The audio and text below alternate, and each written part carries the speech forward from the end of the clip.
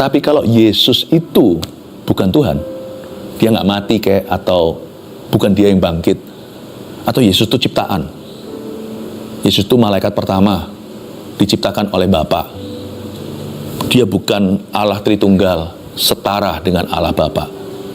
Hati-hati ya. Saya kalau kasih Anda good news terus, nanti jangan sampai suatu hari saya hutang darah sama Tuhan dan hutang darah sama Anda, kamu tidak ajari the full gospel.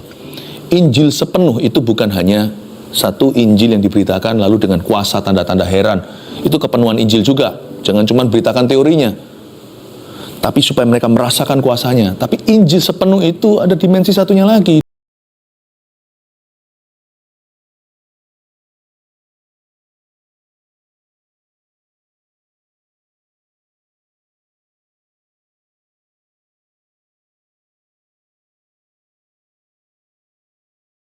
Kalau asal kita percaya kepada Tuhan, tidak ada yang bisa memisahkan kita dari kasih Kristus. Amin. Hari ini saya mau menyampaikan satu firman yang judulnya terkesan berat, tapi sebenarnya itu bagian dari Injil. Doktrin kebangkitan Kristus, karena kita akan merayakan Paskah ya.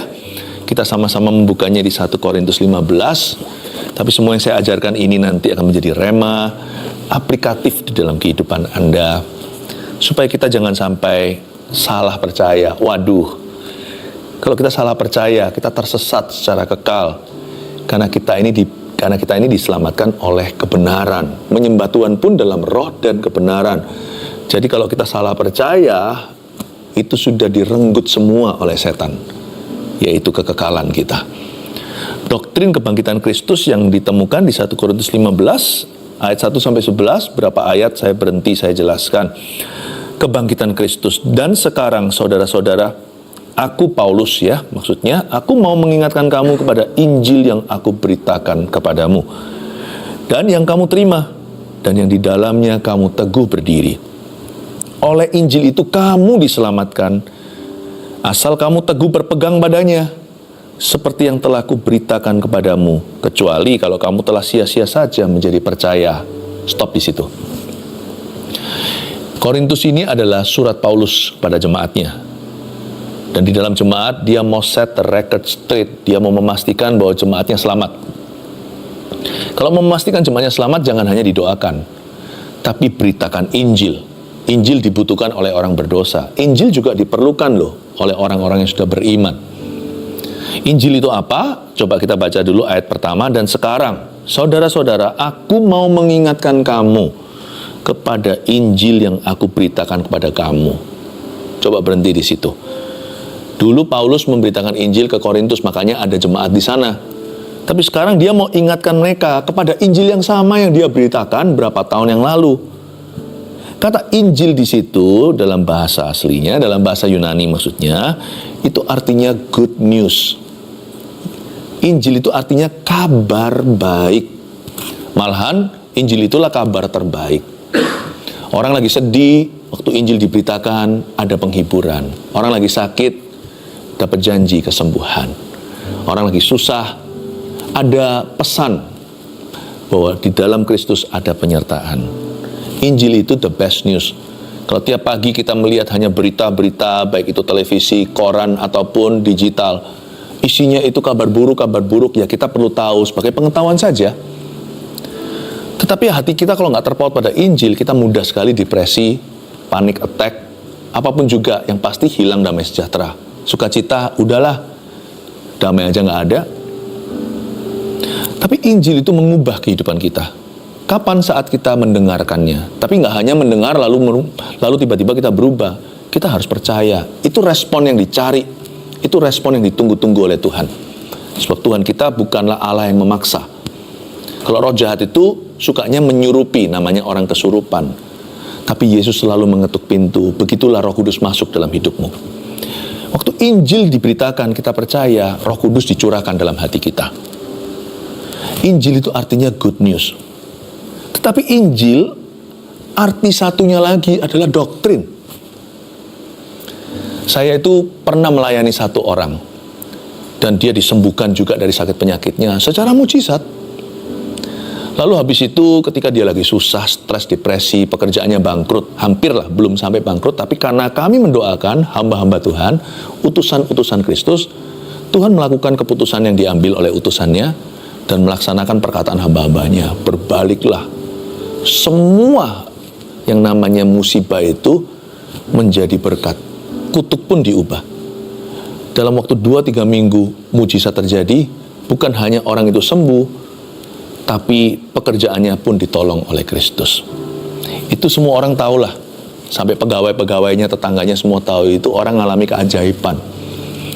Tapi apakah orang itu akhirnya percaya Tuhan dengan benar? Tidak. Dia percaya Yesus, tapi menganggap Yesus sebagai salah satu yang dia sembah. Ya berarti bukan Yesus lah.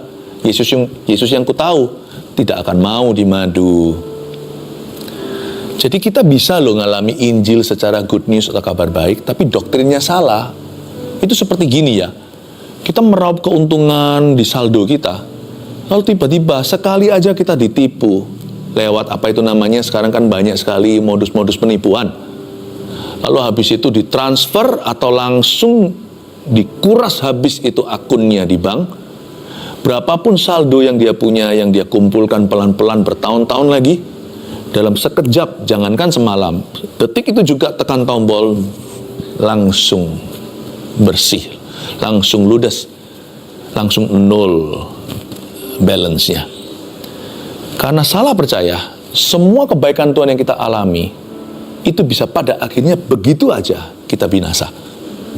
Kalau kita percaya bahwa Yesus bukan seperti yang firman ajarkan. Karena itu Injil itu good news memang, bagi orang-orang dalam pergumulan dan dalam kesusahan. Orang-orang menghadapi sesuatu, punya iman dan pengharapan.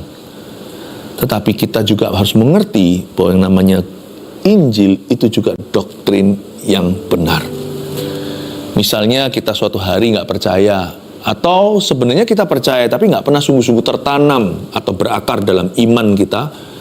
Lalu ada orang asal ngomong, lalu kita taruh percaya pada omongannya, bahwa Yesus itu nggak mati sungguhan.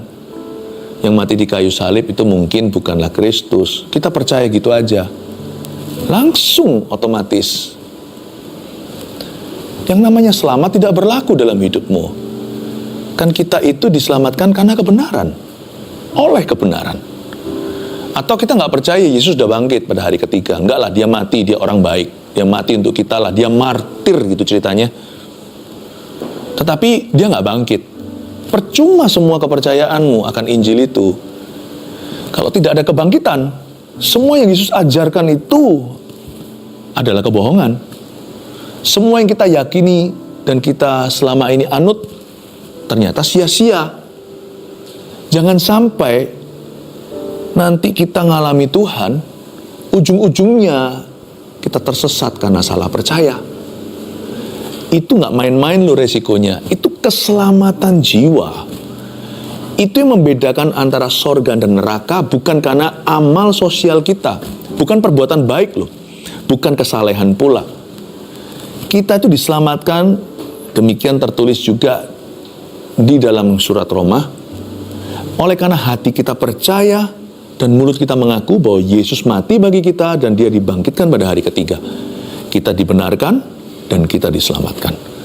Kita itu diselamatkan karena iman, bukan karena perbuatan kita dulu. Karena itu tidak boleh kita salah paham sama Kristus. Kita salah paham tentang hal-hal lain masih ada obatnya. Kalau kita menyalahpahami Tuhan, itu keselamatan. Dia batu karang yang teguh. Oleh karena itu jangan salah batu. Dan sekarang saudara-saudara, aku mau mengingatkan kamu kepada Injil yang aku beritakan kepada kamu, yang kamu terima, dan yang di dalamnya kamu teguh berdiri. Pertama-tama kamu menerimanya, lalu setelah itu kamu harus teguh berdiri. Jangan terima di depan, nanti berubah pikiran. Jangan kita sekarang percaya Tuhan, nanti murtad di jalan. Sekarang kita memeluk Yesus sebagai agama kita, nanti kita jual dia karena karir kita. Suatu hari kita lepaskan Yesus. Bahkan kita pun sudah tidak mengakui dia sebagai juru selamat kita. Jangan sampai itu terjadi. Saya hari-hari ini merasa mendapat mandat. Kalau selama ini kepada GMS saya sebagai gembala sidang, bukan hanya memberi mereka good news, memberi mereka kabar baik, saya juga memberi mereka doktrin. Pengajaran-pengajaran yang saya berikan adalah makanan keras. Maksudnya makanan keras itu bukan berarti marah-marah atau dibentak-bentak. Itu kontennya maksudnya. Esensinya makanan keras itu bukan pembawaannya. Bisa dengan tenang, lemah lembut tutur katanya. Tapi makanan keras itu bicara tentang firman yang mendewasakan. Saya beri mereka pengetahuan. Tapi kalau di keluarga saat teduh bersama, saya kasih good news terus. Tiba-tiba Roh Kudus ingatkan saya hari-hari ini, kamu juga harus dewasakan mereka. Izinkan saya sekarang ya, bicara kepada Anda bukan hanya layaknya seorang gembala, tapi juga seorang guru. Sebab saya rasa nanti kita ikut saat teduh bersama, misalnya saat teduh ini berjalan terus 10 tahun misalkan, lalu tiba-tiba ujungnya Anda tidak percaya Yesus adalah Tuhan. Bukankah 10 tahun itu semua sia-sia, terkuras gitu aja ludes saldonya? Nggak mungkin deh. Ketemu Tuhan di sorga nggak mungkin. Kalau kita nggak percaya Dia mati dan bangkit untuk kita. Kalau kita nggak percaya Dia adalah anak Allah dan jalan satu-satunya. Nggak mungkin. Saya nggak mau kecolongan. Because I love you, keluarga saat teduh. Karena aku mengasihimu. Karena itu saya ingin sekali memberikan pada Anda Injil dalam 2 dimensi. Satu, dimensinya kabar baik. Yang kedua, doktrin harus Anda terima. Ya, ayat 2, oleh Injil itu kamu diselamatkan. Asal kamu teguh berpegang padanya, seperti yang telah kuberitakan kepadamu. Lihat itu, oleh Injil itu kamu diselamatkan. Jadi kita diselamatkan bukan karena amal sosial, perbuatan kesalehan. Kita diselamatkan karena Injil. Kita mempercayai Injil yang benar. Kecuali kalau kamu telah sia-sia saja menjadi percaya. Kalimat ini mengganggu. Kamu kan sudah selamat, kecuali kamu sia-sia jadi percaya. Waduh, ini nggak gampang untuk saya cerna. Maksudnya gini loh, jikalau Anda melepaskan kepercayaan Anda yang benar akan Injil itu suatu hari, semua kepercayaanmu yang betul dulu tidak lagi berlaku. Sedih saya punya teman yang dulunya orang Kristen yang sungguh-sungguh, sekarang bahkan tidak mengaku bahwa dirinya seorang Kristiani. Padahal dulu kelihatan nampaknya Roh Kudus pun memakai dia ada berupa-rupa karunia. Kadang-kadang kalau Anda ditanya ya, kok bisa begitu ya pastor? Saya nggak tahu juga, saya nggak punya jawabannya. Saya rasa orang nggak semerta-merta kehilangan keselamatan, itu nggak gitu. Saya juga tidak mau kita percaya murahan asal saya sudah selamat, saya sekarang bisa sembrono melakukan apa saja. Aku tidak dalam bahaya. Aku bisa berbuat semena-mena, semau gua. Saya rasa kita juga harus punya rasa takut akan Tuhan. Saya nggak mau duduk di kursi hakim lah. Itu guru agung kita Yesus yang bisa menentukan. Tapi kita mawas diri. Jangan sampai kita itu berubah setia kepada Tuhan. Jatuh dalam dosa, siapa sih nggak pernah buat salah? Bahkan di dalam surat Yohanes dituliskan, kalau orang mengaku dia nggak berdosa, orang itu bohong, dia buat Tuhan, dia anggap Tuhan pendusta. Tapi kalau orang itu mengaku dosanya, Tuhan itu setia dan adil, dan akan ampuni dia dari dosanya, dan menyucikan dia dari segala kejahatan. Kalau kita ngaku-ngaku kita nggak berdosa, hati-hati besok jatuh. Siapa sih nggak pernah jatuh dalam dosa? Siapa sih nggak pernah buat salah? Ini bukan soal jatuh dalam dosa, kebiasaan buruk.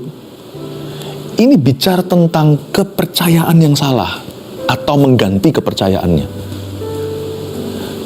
Bahkan saya pernah suatu hari makan bersama-sama dengan rekan-rekan teman-teman nih. Tiba-tiba ada satu orang ngomong di sebelah saya, Yesus gak akan datang kembali. Kenapa? Yesus sudah datang kembali. Aduh, saya sampai tercengang waktu dia bilang begitu. Udah, kita ini sudah berada di dalam tubuh kemuliaan, kok jadi aneh gitu ya. Yesus gak akan datang kembali. Tapi untungnya ya sudahlah, paling dia kalau salah ya kecele aja di ujungnya nggak apa-apa. Tapi kalau dia percayanya kedatangan Tuhan gimana nggak sampai mempengaruhi keselamatan lah ya. Orang-orang yang berdebat bahasa roh itu dari Tuhan atau tidak juga nggak mempengaruhi keselamatan kok, nggak apa-apa kok. Kalau ada orang yang nggak percaya bahasa roh, asal Yesus Tuhanmu, I love you, kau saudara seimanku, tolong jangan hakimi aku. bagi saya itu berguna. Mungkin saya ini lemah imannya, saya butuh karunia lebih dari Tuhan untuk menopang saya. Tapi nggak perlu kita berdebat karena itu bukan keselamatan. Tapi kalau Yesus itu bukan Tuhan, dia nggak mati kayak, atau bukan dia yang bangkit, atau Yesus itu ciptaan. Yesus itu malaikat pertama, diciptakan oleh Bapa. Dia bukan Allah Tritunggal, setara dengan Allah Bapa. Hati-hati ya.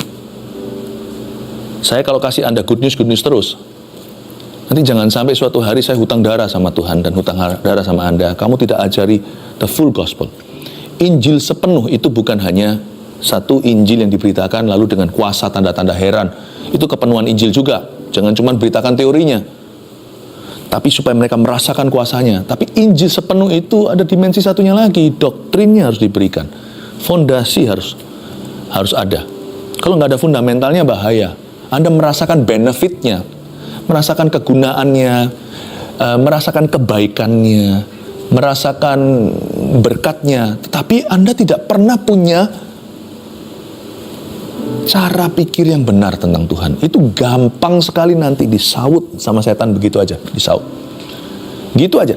Itu kayak orang yang gaya-gaya, banyak sekali jurusnya, tapi kakinya kerempeng tuh dua.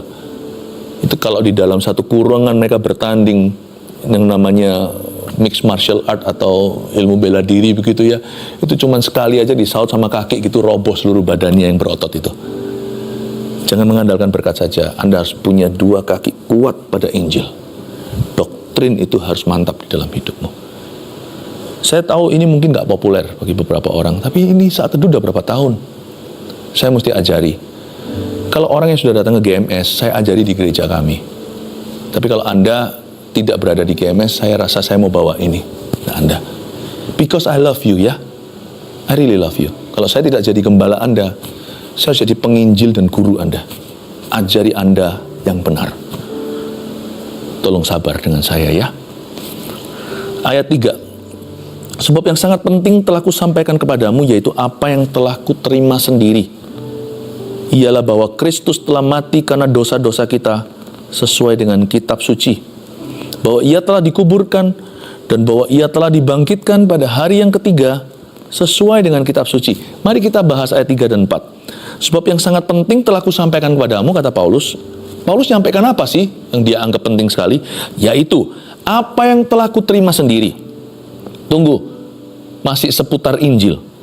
Apa yang telah kuterima sendiri? Injil itu tidak dibuat dan direkayasa manusia. Injil itu Paulus terima, dan murid-murid Yesus yang lainnya juga menerimanya, dan tak terhingga orang yang menerimanya. Kalau kita mau coba selidiki Tuhan sampai kita mengerti baru menerima Dia, jangan-jangan waktu kita melek mata kita sudah di neraka. You only could receive the gospel, not investigate the gospel. Makanya itu ketika Injil diberitakan, saya berdoa supaya orang-orang kepada siapa Anda memberitakannya diberi roh iman untuk menerima dan percaya. Kita itu harus berdoa, jangan hanya injilin orang, kita itu harus doakan dia supaya Tuhan gemburkan hatinya. Dan hari itu ketika saya menerima Injil itu juga karena banyak orang mendoakan saya. Tuhan tuh mengetuk pintu hati kita. Bukan berarti kalau Injil itu percaya buta, percaya tanpa melihat ya kan? Bukan. Tapi kalau kita mau lihat semua bukti dulu baru percaya Tuhan, jangan-jangan kita akan ditipu sama setan. Sedangkan ada banyak kali dalam hidup ini kita nggak lihat semua buktinya dulu, tapi kita tahu bahwa itu benar.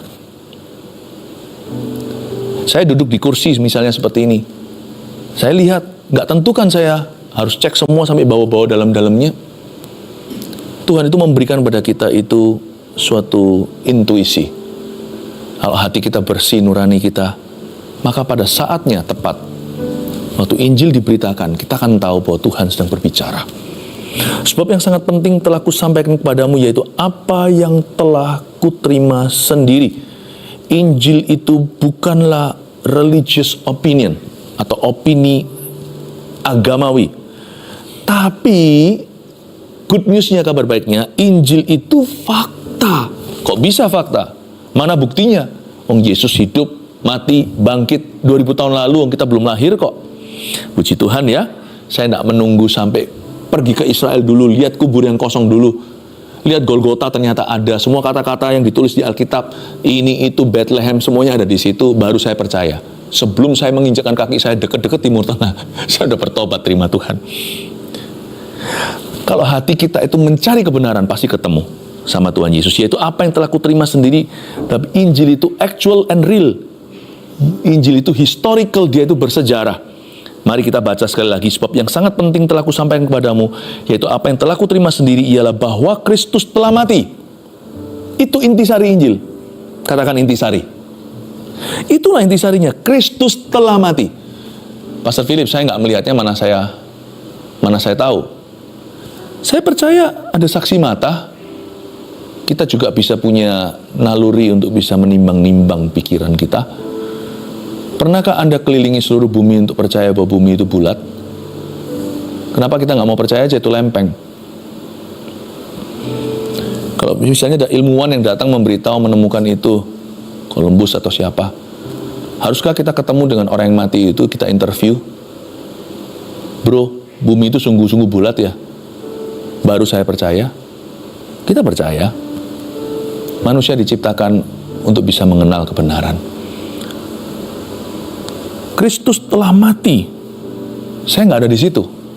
Meskipun tak kulihat tangannya terpaku, meskipun tak kulihat kaki yang terpaku, meskipun tak kulihat kuburnya yang kosong, namun ku percaya Yesus Tuhan menebusku. Saya tahu Tuhan mati bagiku. Pada waktu Injil diberitakan, hatiku merasakan hadirat Tuhan. Karena dosa-dosa kita, dia mati. Dia mati bukan sebagai martir. Kalau orang lain mati sebagai martir itu mati dengan sebuah tujuan. Yesus itu mati untuk menggantikan kita, itu bedanya. Kalau orang martir-martir yang mati itu untuk tujuan tertentu, Yesus itu mati menggantikan kita. Sesuai dengan kitab suci, kalau Anda baca 4 Injil yang beda-beda penulisnya, saling melengkapi. Yang satu dokter lagi, yaitu Lukas. Ini semua sejarah, literatur yang terbukti. Lukas ini seorang physician, seorang dokter di samping Matius, Markus. Matius itu seorang pemungut cukai.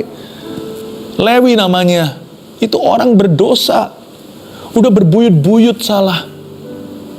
Markus anak muda, Yohanes muridnya, mereka menceritakan bahwa kematian Yesus itu bukan terjadi secara kebetulan. Kalau Anda lihat bagaimana Yesus mati sesuai dengan nubuatan Yesaya, sesuai dengan semua nubuatan-nubuatan di perjanjian lama. Sampai tulangnya pun tidak dipatahkan, sedangkan penyamun kiri kanan dipatahkan dulu kakinya, karena mereka kuat tidak mati-mati, supaya mereka nggak bisa tarik nafas. Yesus mati itu menghembuskan nafasnya sambil berkata, sudah selesai, ke dalam tanganmu kuserahkan nyawaku. Yesus mati bukan karena terbunuh, dia menyerahkan nyawanya. Kalau Anda baca semua kematian Yesus, setiap detik menit yang ditulis dalam kronologi, satu-satu sesuai dengan kitab suci. Kata sesuai dengan kitab suci itu, bandingkan itu dengan kitab Yesaya, bandingkan dengan mana, bandingkan dengan mana, semua nubuatan itu digenapi di Yesus. Kenapa saya percaya Yesus? Karena dia paling masuk akal.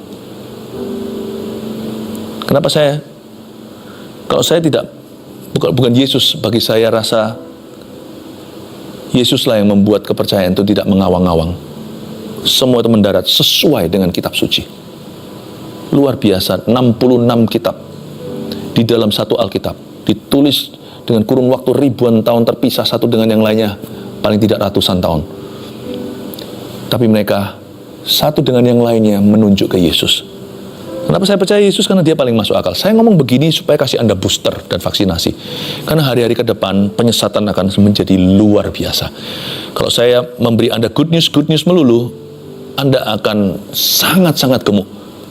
Tapi waktu saya beri Anda doktrin sekali-kali seperti ini, Anda akan menjadi berotot secara rohani. Bahwa ia telah dikuburkan, ayat 4, dan bahwa ia telah dibangkitkan pada hari yang ketiga sesuai dengan kitab suci. Semua kejadian Injil itu tempatnya masih ada di Israel semua. Everything is historical, semuanya bersejarah.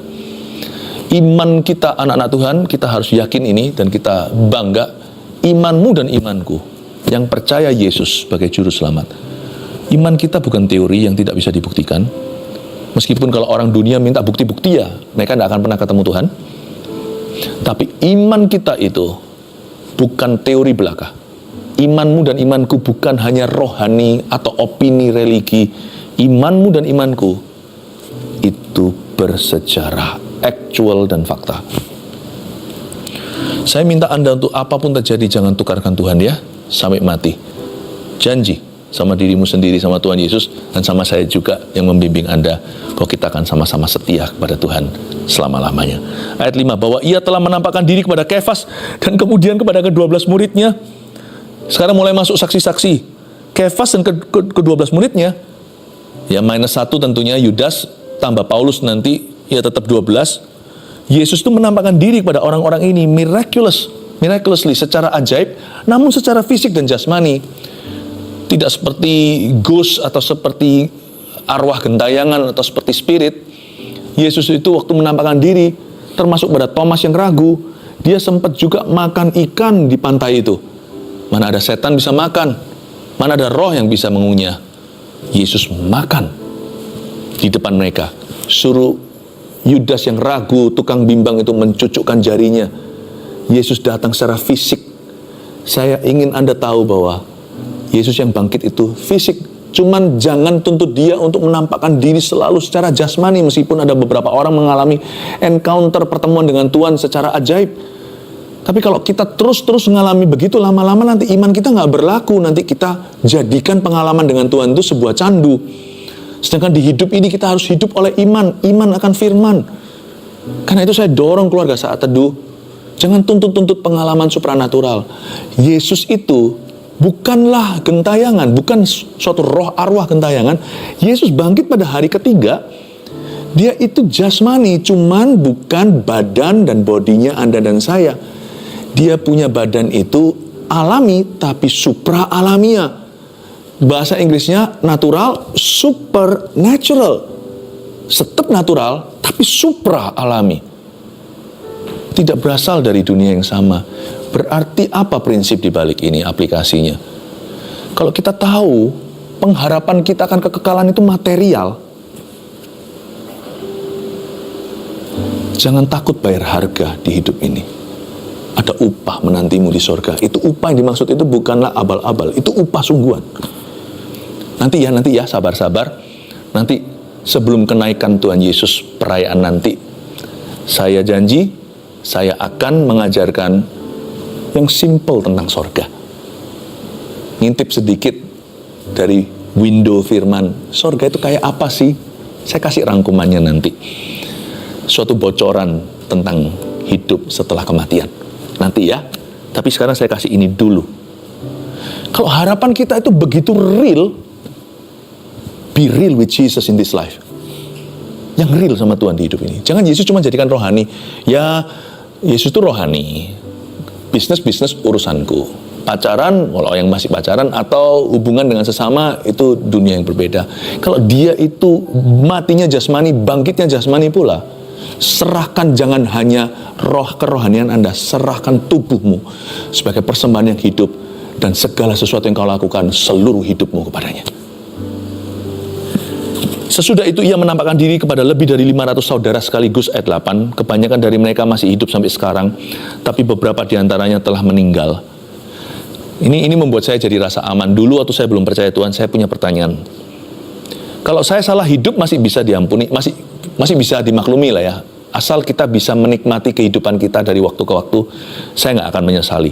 Tapi kalau kita salah mati, wah itu celaka sekali. Saya dulu ya, belum kenal Yesus, saya pernah mikir gini, kalau sampai neraka ada, mati aku. Nggak mungkin bisa balik nih setelah aku mati. Saya nggak pernah dengar sih ada orang, kecuali Yesus pada hari ketiga dia bangkit ya. Saya nggak pernah dengar teman saya mati atau siapa yang saya kenal meninggal itu hidup lagi. Kalaupun ada kesaksian orang dibangkitkan lagi, itu dia dibangkitkan dalam tubuh sementara untuk mati lagi. Satu-satunya yang bangkit pada hari ketiga dan tidak mati-mati lagi, langsung ke sorga dengan tubuh kemuliaan cuma Yesus. Jadi saya mikir, kalau sampai saya salah mati, celaka saya. Neraka itu nggak bisa balik lagi soalnya dari sana. Kalau memang ada, dulu kan saya nggak percaya. Tapi untungnya setelah saya percaya, kalau keraguan itu tiba, Injil selalu mendinginkan hatiku, menyejukkan lagi. Aku tidak salah kok. Aku tahu Yesus itu kepercayaanku yang betul. Mati pun saya di dalam Dia. Saya tidak takut. Hidup mati saya sudah aman. Makanya orang yang punya Yesus punya damai sejahtera yang kekal. Waktu itu saya mikirnya gini, kalau sampai saya salah, nggak mungkin saya salah. Kenapa? Karena yang menampakkan diri kepada 500 orang itu Tuhan Yesus. Masa mungkin Petrus salah? 11 rasul itu plus Paulus yang begitu keras aja terima Yesus, masa dia salah? Paulus sama Petrus tidak terlalu cocok, mereka pun cocoknya sama-sama percaya Tuhan Yesus itu adalah juru selamat. 500 orang, lalu 120 nantinya pada waktu Pentakosta. Begitu banyak wanita-wanita itu. Belum lagi, coba lihat ayat 7. Selanjutnya ia menampakkan diri kepada Yakobus, kemudian kepada semua rasul. Yakobus itu saudara Yesus, anaknya Maria, hasil pernikahannya dengan Yusuf. Yakobus ini nggak percaya Yesus selama pelayanannya di Galilea. Sampai Yesus mati pun Yakobus bukan orang percaya. Setelah Yesus bangkit, barulah Yakobus mengalami Tuhan. Orang seperti Yakobus aja bisa percaya Tuhan. Kalau saya baca ayat-ayat ini, kekristenan itu aman ya. Ini orang yang tidak sama satu dengan yang lainnya. Bahkan mereka tidak yes man seorang dengan yang lainnya. Semuanya lihat Tuhan. Semuanya percaya Yesus adalah Tuhan. Iman kita itu tidak dibiarkan sendiri. Di kiri kanan kita ada banyak kesaksian untuk meneguhkan iman kita. Dan yang paling akhir dari semuanya, ia menampakkan diri juga kepadaku, sama seperti kepada anak yang lahir sebelum waktunya. Karena aku adalah yang paling hina dari semua rasul, bahkan tidak layak disebut rasul, sebab aku telah menganiaya jemaat Allah. Paulus membuat hati saya aman. Orang kayak dia aniaya gereja aja akhirnya menjadi pengikut Kristus. Tetapi karena kasih karunia Allah, aku adalah sebagaimana aku ada sekarang, dan kasih karunia yang dianugerahkannya kepadaku tidak sia-sia. Sebaliknya aku telah bekerja lebih keras daripada mereka semua, tapi bukannya aku, melainkan kasih karunia Allah yang menyertai aku. Ayat 10 saya bicara hal lain.